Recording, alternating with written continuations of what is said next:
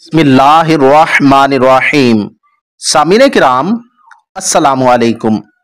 एक दफा हजरत उमर फारूक रजी अल्लाह ताला अन्हो ने अपनी बीवी की दुब्र यानी पिछली शर्मगाह में हम बिस्तरी कर ली। बाद में एहसास हुआ होगा कि ऐसा करने से कहीं कोई शरई ममानियत तो नहीं है।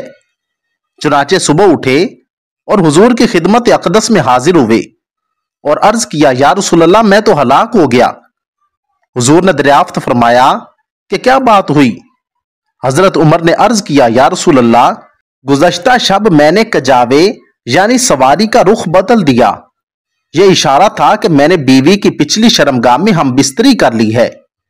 हुजूर ने कोई जवाब न दिया हत्ता कि यह आयत मुबारका नाजिल हुई, निसाउकुम हर्सुल लकुम फअतू हर्सकुम अन्ना शिअतुम। तर्जुमा, तुम्हारी बीवियां तुम्हारे लिए खेत की मिसल हैं, सो अपने खेत में जिस तरफ से चाहो होकर आओ। हुजूर ने इसकी तफसीर में फरमाया कि जिमा सिर्फ औरत के अगले हिस्से में होना चाहिए, खा आगे की तरफ से हो या पीछे की तरफ से। इस आयत मुबारका की तफसीर में हजरत थानवी रहमतुल्लाह अलैह ने बयानुल कुरान में तहरीर फरमाया है कि तुम्हारी बीवियां तुम्हारे लिए बमंज़िला खेत के हैं, जिसमें नुतफा बतौर तुख्म के और बच्चा बतौर पैदावार के है। सो अपने खेत में जिस तरफ से चाहो होकर आओ। जिस तरह खेतों में इजाजत है, इसी तरह बीवी के पास पाकी की हालत में आने की इजाजत है, खा करवट से हो, पीछे से हो, आगे बैठकर हो या ऊपर नीचे लेटकर, जिस शक्ल में भी हो, मगर आना हर हाल में खेत के अंदर के वो खास आगे के मुकाम यानी फर्ज में हो। पीछे का हिस्सा खेत के मुशाबे नहीं है, इसलिए इसमें हम बिस्तरी नहीं करनी चाहिए। नबी करीम सल्लल्लाहु अलैहि वसल्लम ने ऐसा काम करने वाले पर लानत की है और फरमाया, ऐसा शख्स मलून है जो औरत की पिछली शर्मगाह में जिमा करता है।